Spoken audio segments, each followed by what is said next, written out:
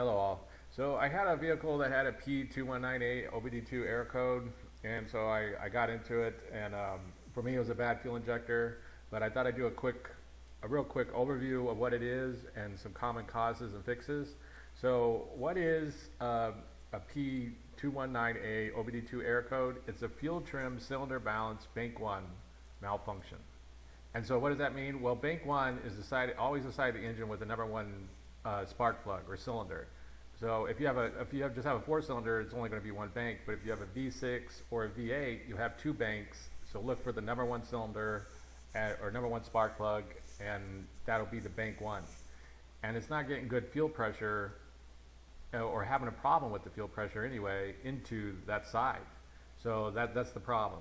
And the most common cause is bad fuel injector or like a vacuum leak.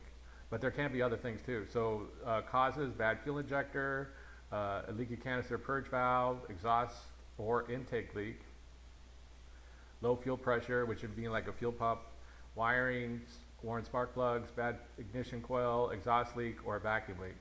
So what would you do if you got this code?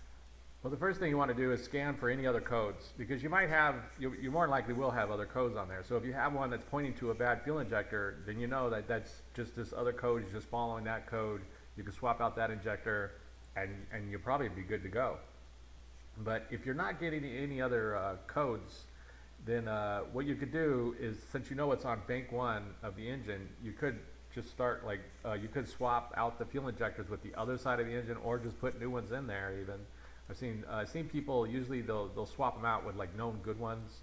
So if you bought one, you could just kind of go down and see if the problem goes away, or listen for a vacuum leak, because when I was reading in the forums, a lot of people were having like a vacuum leak was causing the problem, or even an exhaust leak, like an exhaust manifold gasket was causing it.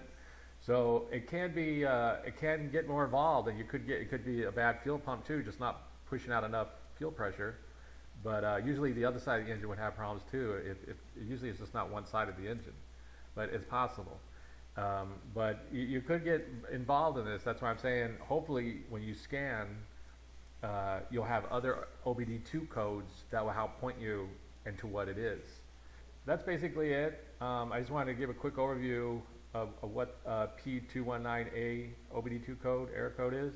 If you have any questions, ask me down below and I'll try to answer them. If this video helps you, please click like, please click subscribe, and have a good day.